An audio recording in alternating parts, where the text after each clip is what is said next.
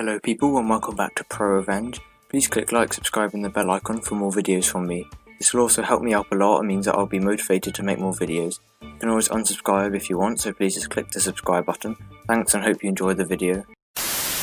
Last video was the first video I did with my voice for the whole thing, but I didn't see any comments with people giving their views and what they thought of it, so please let me know in the comments below before you watch the rest of the video of what you thought of my voice for the whole video. Thanks. Help destroy my trust in humanity? I'll put you on the news. Once upon a time, I, almost 49 female, had an extremely close friend, Mindy. Hell, she was not just my friend, she was like a sister. We met in grade school. She pursued my friendship, always tried to sit next to me, always wanting to talk. Over the years we would spend lots of time at each other's houses, but by the time we were 19, my house was our meeting place because she had extremely bad family trouble. My parents kind of informally took her in because they sympathised with her situation. I always tried to make her feel like she belonged and avoided luxurious stuff if she could not afford it. Expensive shoes, nice clothes she might like but could not wear. Other times I just gave her some stuff from my closet. She was nice, outspoken, and made me feel like her most loyal friend on the planet. Oh, okay, so this person seems pretty nice straight away to do that for a friend. But I guess, yeah, they were very close, so that's probably why she did things like that. The years go by. I'm fresh out of college and got a nice job. Mindy's life has improved. She had her own place and a 9-to-5 very reliable job. By then, we had a group of friends, all young professionals trying to make our way. I remember that time in life as bittersweet. We would often reminisce of our college days, and because this happened in the 90s, there were no social networks, no texting. If you wanted to get in touch, you had to exchange phone numbers or emails. Now it's fairly easy. So exchanging old stories glued us together as we wondered how things worked out for friends we may never see again. Gatherings and get-togethers happened in my apartment. I loved that place. It was spacious, still half empty because I was careful not to throw too much money into decoration.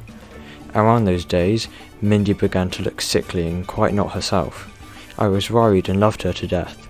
She had been there for me, especially when my fiancé broke up with me for no reason. I guess we now call it ghosting. He was the first man I ever truly loved. I was never able to get him to express his love like I did, but I accepted him for who he was. He had some cold stages which left me wanting, but I thought I could manage. Especially, I was settling for being breadcrumbed. He was gorgeous, successful and protective, so when he proposed, I was on cloud 9 and decided to ignore the negatives. I had saved a lot of money for our wedding. To be fair, he did the same in a separate banking account. Things came to an end when all of a sudden he broke up with me. He told me he did not want to get married, and plus some of them did not love me nor wanted any type of relationship. He let me keep the money from our joint account, plus some of the things at the apartment, workbench, clothing, pretty much everything. This had not been an issue, this had a bad effect on me. I felt like he despised me and wanted to cut ties no matter the cost. Invitations had not been issued, so calling off the engagement was not such an ordeal. Mindy was there for me, listening to my pain, my rants and endless sobbing. I lost so much weight I was embarrassed to be seen out on the street. She had a boyfriend, George, and he was awesome about letting me crash at their place whenever anguish and pain hit me hard. They both cut ties with my ex. I had made so many life-altering decisions for him, only to be left in the dark. Mindy and George sat me down and disclosed that my ex was seeing someone else. I remember the shock and emotional pain. My heart was racing and I ran to the bathroom because the bad news made me throw up. I never understood how my ex treated me like that. Those Christmas were bad. I would sit in my living room staring at the wall. Mindy and George had helped me set up a very 90s posh concept Xmas tree to cheer me up. Only white lights, a few golden ornaments and natural pine. I was so depressed the tree staying put until next spring. I think her husband seems like not a very nice, fiancé sound like not a very nice person for, her to basically be very nice to her, relax and things like that, and then he just left her and without really saying any reason, and yeah, I feel pretty sorry for her because she just, she's by herself after she put so much effort into a relationship.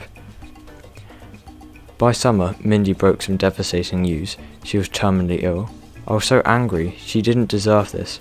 Her diagnosis was grim, so bad that George proposed earlier than he had planned because he wanted to live in the moment. She had always dreamed of a huge wedding.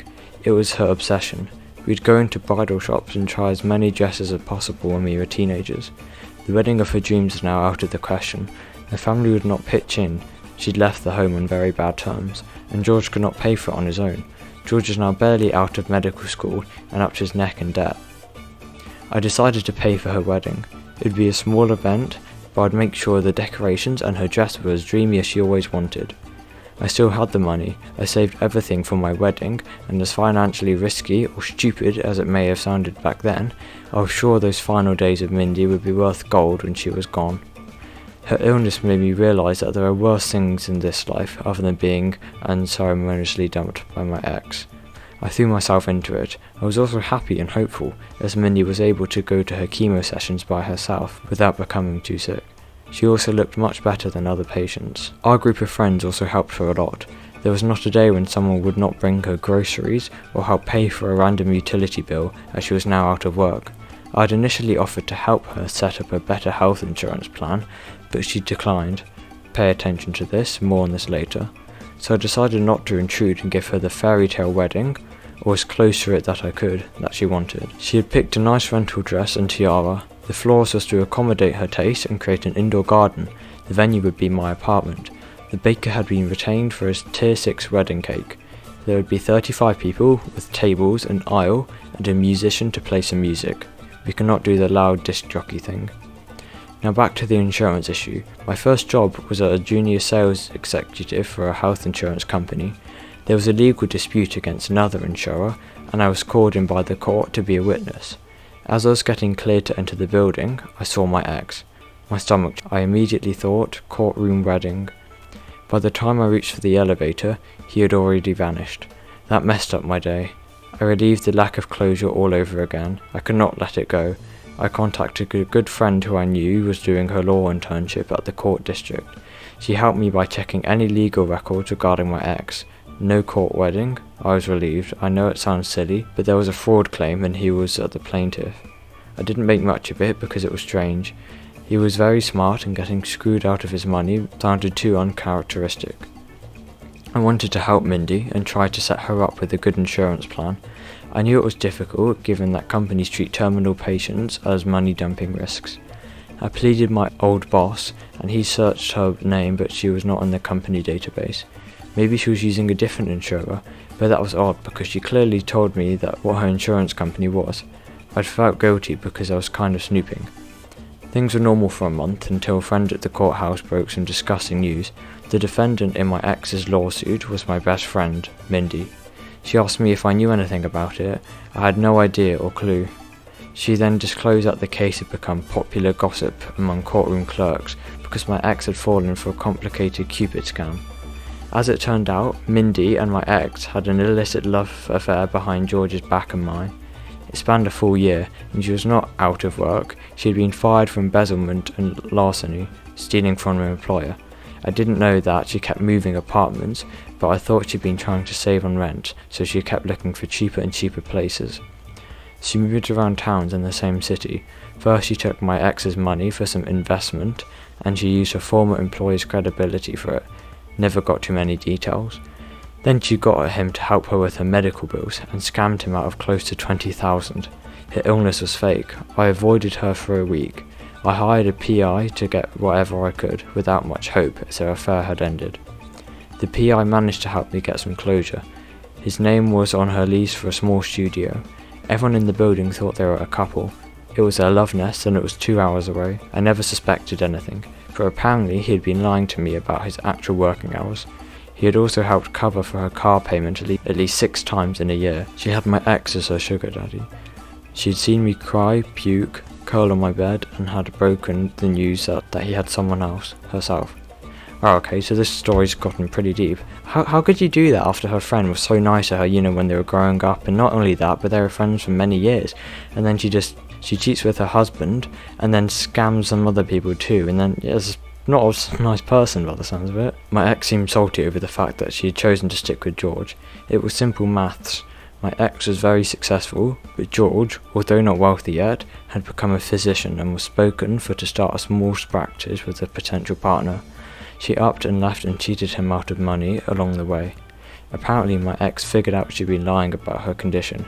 The disgust, pain and disappointment hit me fairly hard, but somehow I had so heavily invested myself in helping her that I emptied myself of any potential nerve-wracking reaction. I was numb. I went straight to all of the wedding vendors and cancelled before it was too late to get my money back. I defunded her wedding. No cake, no dress and no veil. I sat down with George on a Friday afternoon and offered him evidence and proof. He cried, but at the end admitted to feeling painfully relieved. Yes, he loved her, but he'd felt pressure to get married. He confessed too many red flags. She always went to her medical appointments by herself and became irritated if he asked too many questions. She had shown him some test results that were incredibly well crafted, but knowing what she had done, he thought the medical documents could be fake. He confirmed that the sneaky way, having his nurse's ex-roommate run her name in a computer at where she claimed to be her doctor's office, it was logical on her part back then. A fairly small town had only one colleges. We also suspected that she may have been having a new affair as she spent more and more weekends with her all-church girls camping group. She claimed it was her sanctuary and helped her a lot. It may have been a front. George and I accepted the fact that we had been cheated, taken advantage of and emotionally destroyed by the same person. I personally felt a loss of innocence. Now I understood why she wanted to keep her wedding thing almost a secret. It may have been possible that making it public may have blown her cover, one way or the other. George and I decided to do what was right. I paid for a video tribute to my loyal friend and decided to send it to the local news as a heartwarming story of love and healing. It featured her at George's apartment compound on purpose so that everyone wanting to serve her court papers could find her. I did not want to see her and I made up excuses, but George had a hard time feeling happiness once she'd returned from her camping trip. It was an agonising week. The news weren't showing our positive note yet, and we were sick with the waiting. It all blew up on Tuesday morning. The news channel enthusiastically showcased our story with a collage and lots of information about her and how she was about to get married and almost already beaten cancer. Dozens of ill-spoken haters popped from out of nowhere. As it turns out, this had been her second illness story. I never knew someone so close to me could leave such a scummy double life. My ex went straight to the channel and was interviewed. Oh man, it was pathetic. He poured his heart out about how crazy in love he had been and how she had only used him. I think by then he did not care if all of our friends and families found out what he had done. Again, I can't believe that, as she was her friend for so long, and then, I said she faked an illness twice. Her friend helped her when she was struggling when she was younger and, did things to make her feel better, and then this is what happens. George confronted her with all the information. She denied it and then said it was a lapse of bad judgment. She moved out without too much drama. It took George over a decade to forgive himself for allowing someone to make him look so stupid as a person and a physician. She left me some voicemails with a lot of excuses. I picked the phone only once and told her I had defunded and pulverised her wedding and that it was me who told George what was going on. I used a levelled voice to tell her to never call me again unless she wanted to find out how far I would go to see her pay for her unlawful actions. I cried immediately after I hung up. It was so surreal. Yeah, this person must be going through quite a lot mentally right now after having that friend for so long, as well as her ex who was cheating on her, and just not a pretty horrible situation to be in. George and I slowly found normality, but it took some time. He dated a couple of girls here and there, but he was not ready. I myself became shut down. She avoided jail, I don't know how, even when our mutual friends filed petty claims for all the money they invested buying her stuff while she carried on her false pretenses. Eventually I used the wedding money to partner with George and we opened a small clinic. Best decision ever. Over the years, George and I became best friends and grew closer. We got married some years ago and are proud parents, a happy family. Well, that's a pretty wholesome ending to a pretty horrific story. Fun fact, I got Facebook Messenger from her 7 years ago. She began very sweetly but then proceeded to blame me and accused her of stealing her man and her life. I blocked her. Fun fact 2, I ran into my ex in 2001. He apologised profusely. I accepted his apology and told him it all worked out as I'm now having a life with someone who truly deserves me. Back then, George and I began dating. Fun fact 3, Mindy avoided doing time for her deeds back then, but was prosecuted for setting up a crowdfunding for a fake cause and stealing from an elderly person. Well, okay, so that was quite a long story, and it was pretty horrible that her best friend did things like that, but luckily it did have an ending which was quite nice, because they ended up getting married and setting up a clinic. So yeah, it's quite an old story too. Seeing fun fact too, said 2001. So yeah, maybe they wanted to wait a while because of all the legal things and stuff like that. Thank you everyone for making it to the end of the video. I hope you enjoyed today's video. Leave a comment if you want.